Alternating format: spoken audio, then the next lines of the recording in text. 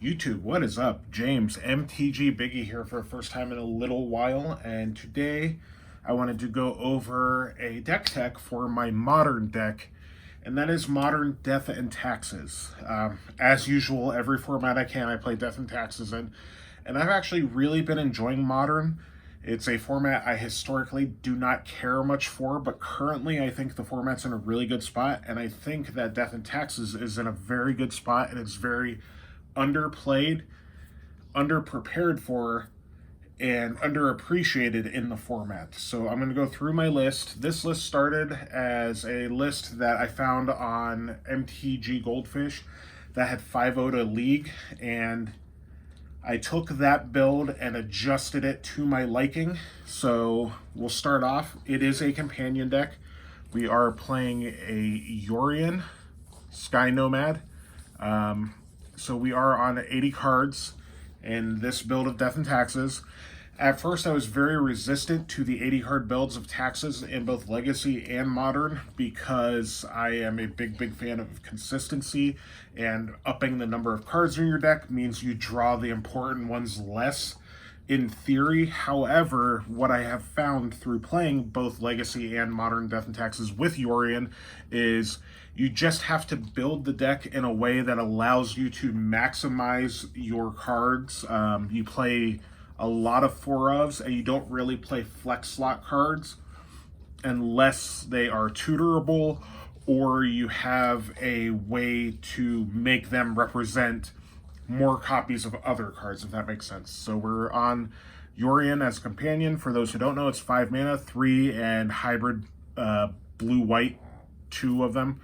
It is a legendary bird serpent, and when it enters the battlefield, exile any number of non-land permanents you control and return them to the battlefield at the beginning of the next end step. So we're blinking out all of our permanents and then bringing them back on the end step, so we gain value that way. And this deck has a lot of enter the battlefield value effects, so this is a card that we really look to abuse a lot.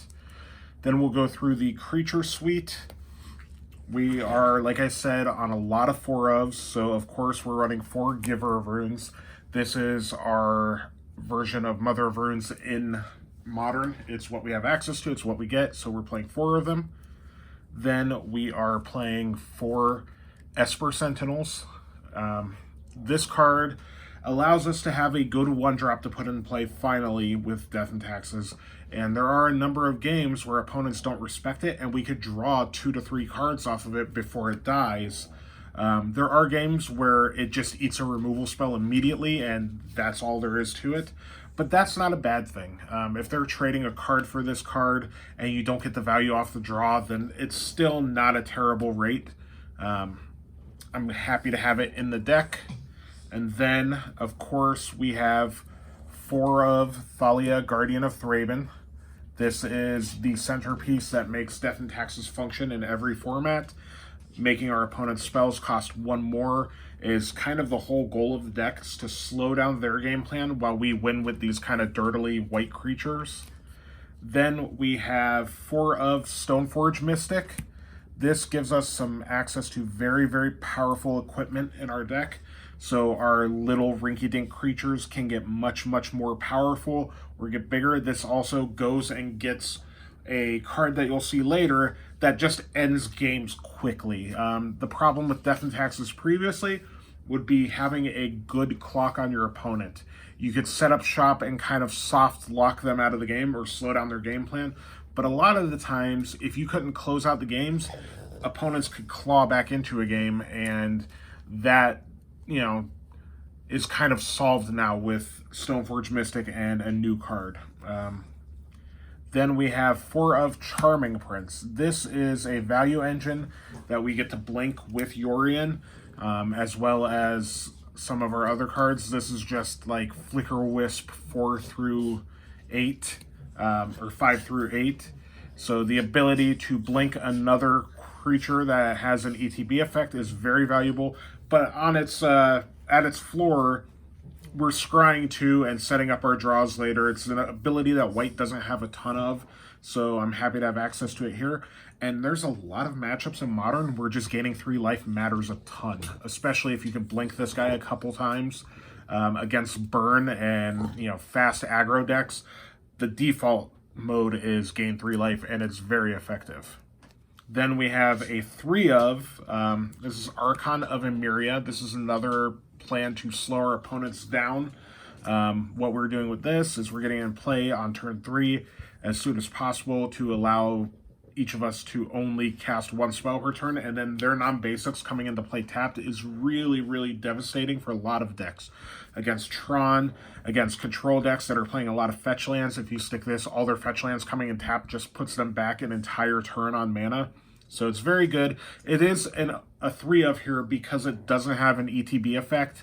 It doesn't have something that we can abuse over and over again. Once it's in play, it's kind of in play, and it doesn't do a lot to try to gain value out of it beyond its static abilities. And then we have 4 of Flickerwisp. This card just allows us to keep blinking our ETB effects. Anybody who's played any form of Death and Taxes in the history of the deck knows how powerful Flickerwisp can be. So we're 4 of there. Then we have 4 Skyclave Apparitions. This card is one of the best white cards to be printed in years.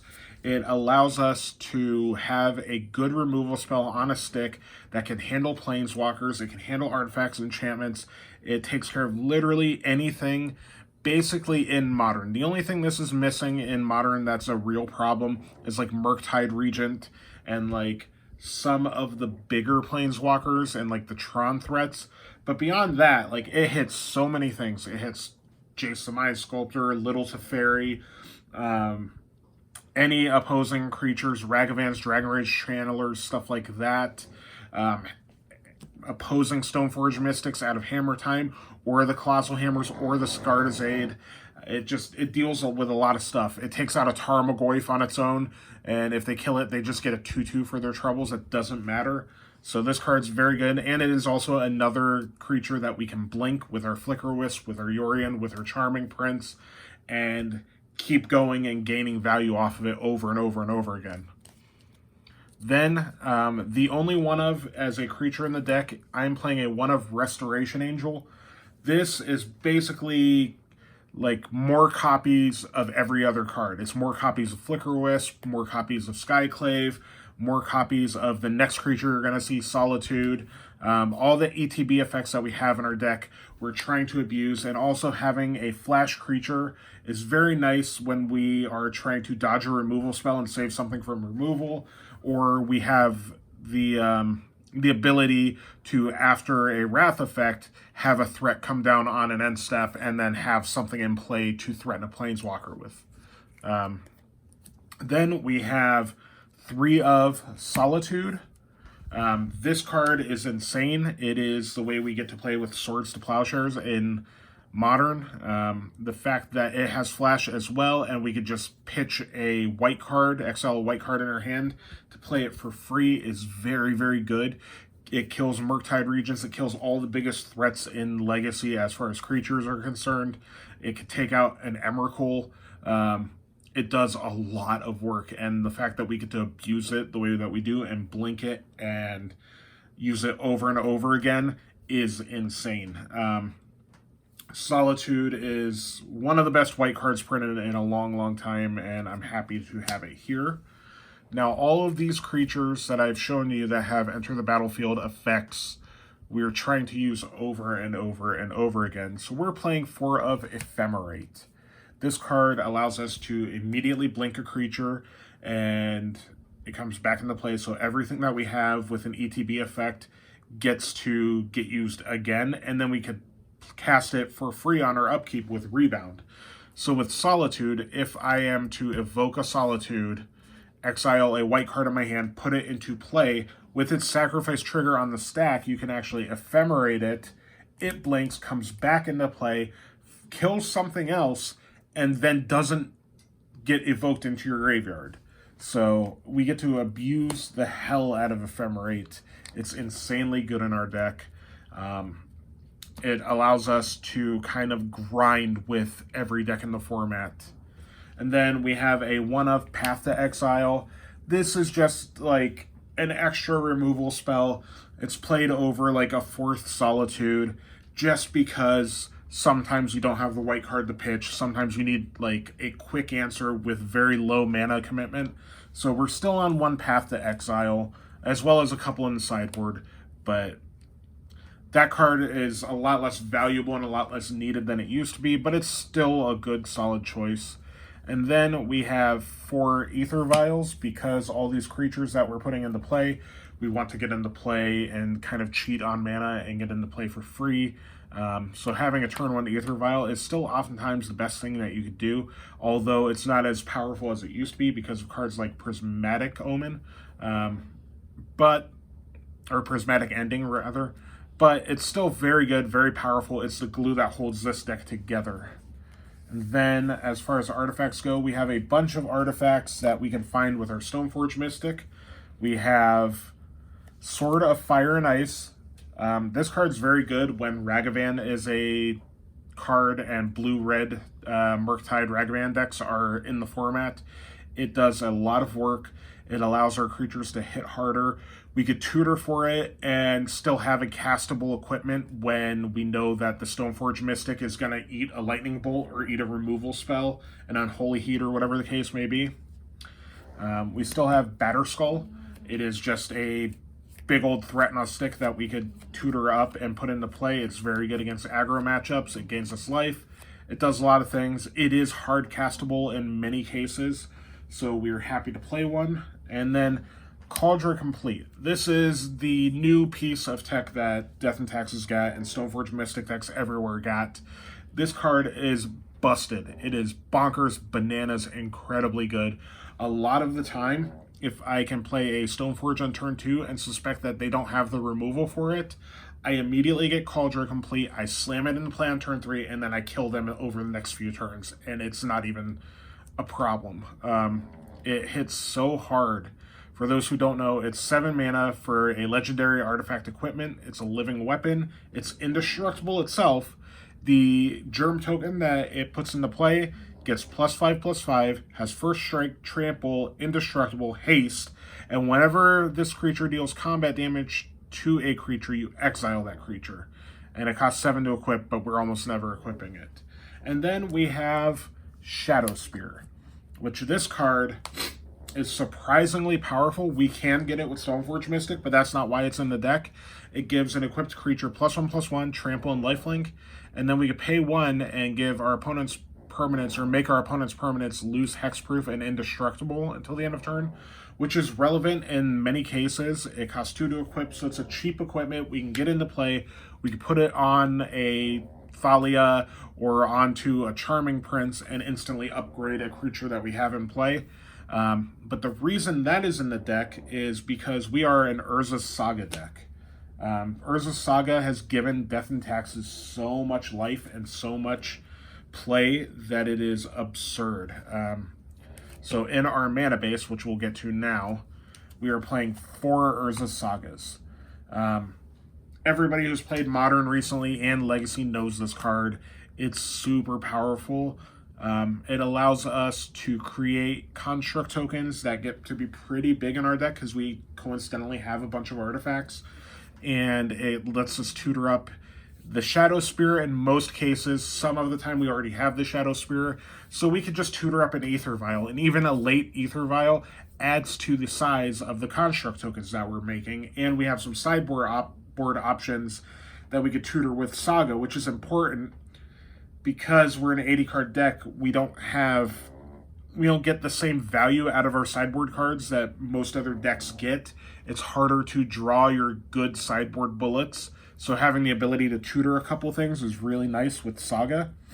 And then moving on in our lands, we're playing 2 of Emeria's Call. 9 out of 10 times this is just played on the land side. For those who don't know, it's 7 mana to make a couple angels, and your non-angels get indestructible till the end of turn, whatever. We almost never cast that. Most of the time it gets flipped over and it's just a land that makes white mana, and it costs 3 life to put it into play untapped. which doesn't seem amazing. It's not incredible in our deck, but it is a slot in our mana base, since we have to play a lot of lands in our 80-card deck, that we get to play it, and if we have it in hand late in the game, it can pitch to Solitude. That's the most value we're getting out of it most of the time. I have hard cast it once or twice, but it rarely comes up. So we're just playing that as a 2 of over 2 basic planes. Honestly, if you wanted to play basic planes, go for it. Then we have 4 of Field of Ruin. Death and Taxes in Modern used to be a deck that maximized on destroying your opponent's lands with like cards like Leonin Arbiter and Ghost Quarter. We're keeping Field of Ruin around for opposing Urza sagas. There are situations where, and lands that like get a lot of value against control decks. They have like Castle Vantress and like Celestial Colonnade and stuff like that. There are situations where this comes up, and it's a weird corner case, but like playing against Goblin Charbelcher, for instance, where they have the card that allows them to stack their entire deck and set up their combo. If you Field of Ruin them, they're forced to look and shuffle. So you could take them off of that plan. It's a weird corner case, but it has come up, and it's a happy addition to the deck. There's all sorts of non-basic lands to take care of in Legacy or in Modern, so we're happy to have 4 of. And then we have some man lands. We have 4 of Mishra's Factory. This card is super underrated in Modern. I have found this to be a very, very, very welcome addition. I have finished so many games just by being able to attack with 1 or 2 Mishra's Factories. It's ridiculous, especially against control decks, against the blue-white decks, where they're trying to Supreme Verdict your board away or 1-for-1 remove all your creatures on the table. Mishra's Factory is a way to just finish off players and get the job done and finish games up. And a weird quarter case, if you have a construct token in from Urza's Saga, if you activate and make the Mishra's Factory a creature, it's an artifact and it pumps your construct tokens. So that is a weird way to eke in a little bit more damage and to gain more value out of Factory. Card is very good, very underappreciated. Love it. I've loved that card since I started playing Magic back in the late 90s, early 2000s. And then we have 1 of, this is kind of a pet card, Cave of the Frost Dragon. I don't think this card is incredibly necessary. I just like it as a 1 of to have access to another manland that can make mana. This just as easily could be another plains. And then speaking of plains, we're playing 17 basic plains. We got to cast our spells, basic lands, kind of boring, whatever, but we have a lot of utility, a lot of lands, and so that's the main deck. Now for the sideboard, my sideboard is tuned according to what I presume my local meta to be. So there are things that you can change about your sideboard, but obviously Yorion's in the sideboard. That's our companion. We never sideboard it in. It's just always our companion. Then we have a Pithing Needle and a Relic of Progenitus. These are cards that we could tutor up with Urza Saga's 3rd ability. Silver Bullets. We have Graveyard Hate, we have Pithing Needle to take out a Planeswalker or to name an equipment or something if we're playing against Hammer Time. Just value stuck to cards in our board that we can actually find in our 80-card decks. Then I am playing a 1 of Manriki Gusari. In Stoneforge Mirrors, this card is very good. There's a lot of Hammer Time at the store I play at. So I play the 1 of to go get with my Stoneforge to equip to take out their Colossal Hammers and their Shadow Spears and whatnot. It's kind of narrow, but in the right meta, it is worth it. It's very old Death and Taxes tech that I think is valuable to have. Then I am playing 3 of Damping Spheres. This card is incredibly flexible. It's good against Tron. It's good against Amulet Titan. It's good against like blue-red Gift Storm. So it's flexible enough, and there's enough of that stuff running around where I want access to it. I have single-handedly just put this in play on turn 2 against Tron and Amulet, and they do nothing in Scoop. So card's really good. I enjoy having it. So we're playing a 3 of that. And then I am playing 2 Sanctifier en-vec. This is additional Graveyard Hate for the Dragon's Rage Channeler decks against decks like the black-red mid-rangey deck that also plays Dragon Rage Channeler and like Dothy Voidwalker and all that stuff. Just having pro-black and pro-red on a creature dodges a lot of removal anyway, but the Graveyard Hate is nice. When we get the new equipment from Kamigawa that has, built-in Graveyard Hate on it, this may get lessened, but it's still very solid currently. Then we have a couple more pro-red creatures in Core Firewalker. This is just one of the best cards you can have against a burn deck. There's enough red in my meta locally that I can justify playing it. It's one of those cards that in the right meta it's going to be very powerful, but there are going to be events that you go to where you never board it in. So it is flexible there, but again, tuned to your local meta. Then we have 2 more Path to Exiles, just additional removal where we need it, early removal where we need it, still very solid. And then we're playing 2 Portable Holes. This card's great against Hammer Time. It takes out every card in their deck, basically. It's really good against Dragon's Rage Channeler, Ragavan, decks like that. There's lots of 1 and 2 drops in Modern that are very powerful. So we have some hedges against them. That is the deck. Right now, I feel this deck is very well positioned against the mid-range and fair decks of the format.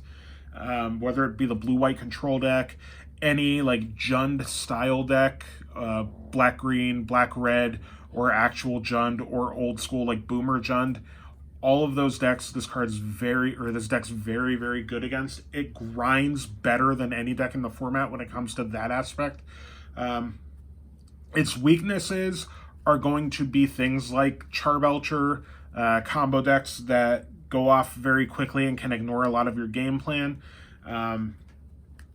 And there are, like some instances where like any deck that plays Fury is going to be problematic for us. It's just a given. So if you're in a meta where everybody is on some sort of like Elementals value deck, like 4-color value deck or whatever, or Omnath deck, maybe avoid this. But beyond that, like, it grinds with every other mid-range deck in the format, probably better. And I've been putting up a lot of good results.